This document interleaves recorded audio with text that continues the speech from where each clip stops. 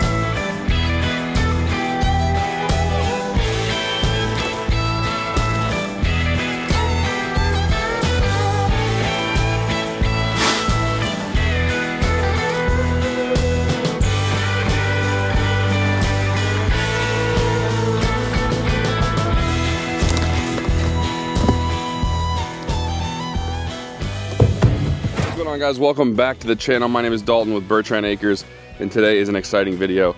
It is 170 out, and I'm wearing all black once again, so not a good move.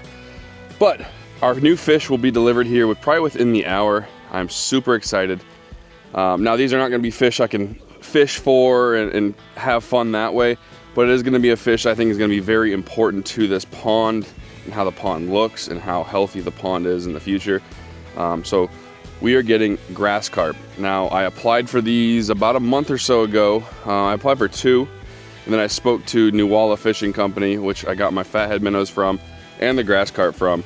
Awesome company.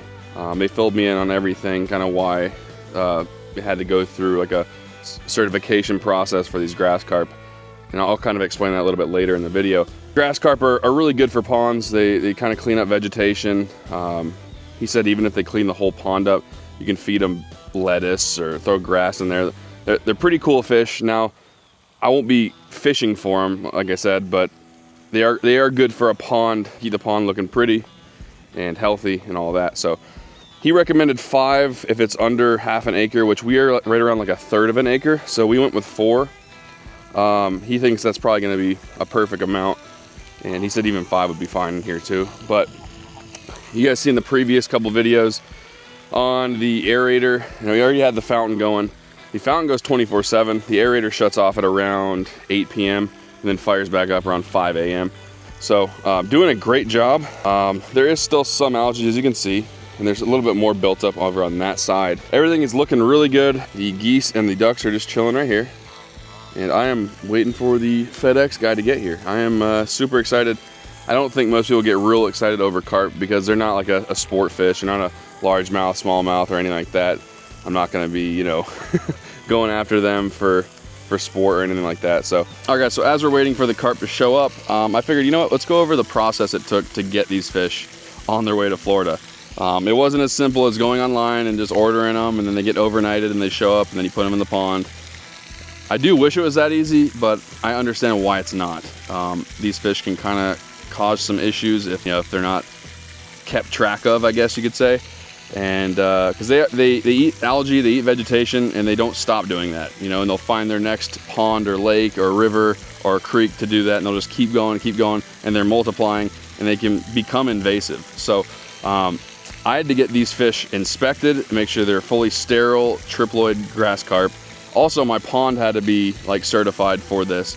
There's no way for those fish to ever escape my pond unless they somehow had legs. This pond does not lead to any other waterway, so we're good as far as that goes. But it was a full process. I applied like a month ago. I think the emails kind of got lost. I did a follow-up email like 5 days ago, and that's how I found out I was good to go. But apparently it only took like 5 or 10 days, but I thought I was still waiting. So I never got the email. It wasn't in my junk or anything, so I don't know what happened there. But yeah, this is a full process, and here's the paperwork they kind of had to go through and do the checklist with. Basically, I'll read it to you. Authority is given to the Fish and Wildlife Service, grass carp, ploidy inspector to release the results of the ploidy determination for number 4200 triploid grass carp. 120 randomly selected fish from an alleged 100% triploid lot identified as inspection number, inspected for a ploidy on a farm site particle sizer. Diploid controls are uniform polystyrene beads and channelizer readout were used to ensure proper readings from the equipment. Observations show 120 triploids and no diploids. 4 fish from this lot are anticipated to be shipped on the state of Florida. The certificate and all certificates from this inspection will expire after 6 calendar days at midnight on date. Yeah, so it was a full process. I had to get like notarized and everything like that. I didn't have to do all that, but I submitted the application. I got the permit number back. I submitted that to Nuwala before they ship out. Obviously, they have to certify them that way. And then they kind of schedule the next shipping date after the fish are inspected. And yeah, they sent out yesterday, and they should be here at any time here in the next, I would say, next hour or so. So yeah, not a real simple, you know, just order them, they show up process, but you know, they kind of gotta get all their ducks in a row and make sure there's not this millions and millions of grass carp being put in every pond and waterway, and because they can cause some problems from what I have read. Guys, look what showed up. It's here. Shows up just like this. All right, let's go ahead and bring them to the back.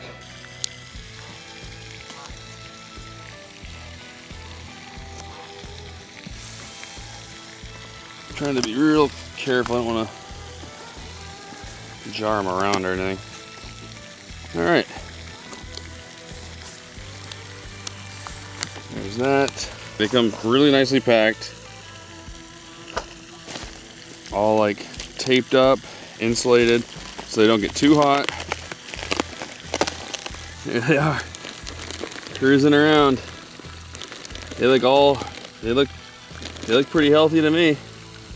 All right, so the goal is, let me go ahead and cut this outer bag. I'm gonna bring the inside bag out there with me. They have some sort of a, I guess it's in there, like a, I don't know, they look really healthy. They look really healthy. All right, I'm gonna go ahead and put them in. I'm gonna bring them out kind of like halfway to the fountain and then release them. I was talking with Nuwala Fish Company, and they said, yeah, just don't sit them on the edge. It's probably too hot here in Florida. He said, just bring them out as far as you can kind of walk. And I'm gonna bring them out probably, I don't know. Ooh, see, it's the temperature of the water is so much better than it was. Okay, so here they are. I got a slit right there in the top. It's actually a really good temp right here, if I'm being honest.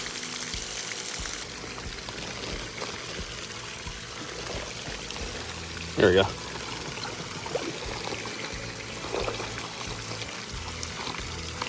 me find the bigger slit. There it is.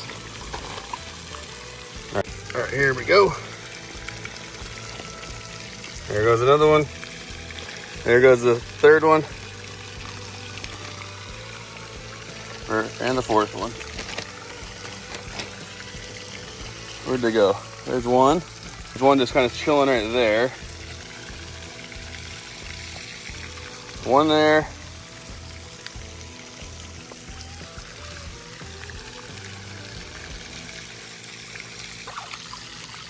There he is.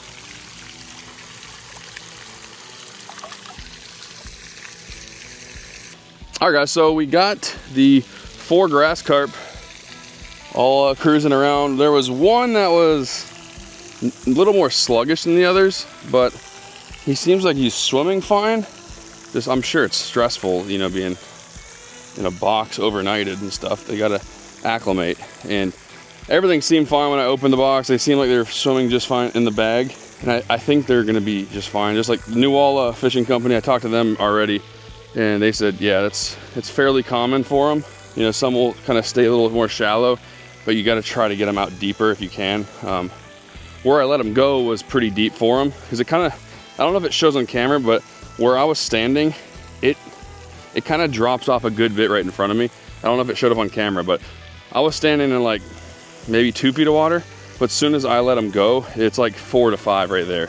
So they, like I said, 3 out of the 4 went right to the deeper water, and then one kind of came back a little bit, and then it looked like it went right back out. And then that one fourth one that was a little slower, that was staying shallow, or came back a little more shallow, he seems to be fine.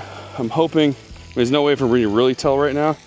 There's not much I can really do. But I was told that those are pretty hardy fish. Not that I'm gonna neglect them or anything like that, but they are pretty tough fish. So, okay, now I have really good vision, but I know that doesn't mean really everything, because fish can kind of blend in. They could be hiding under some algae or whatever it may be.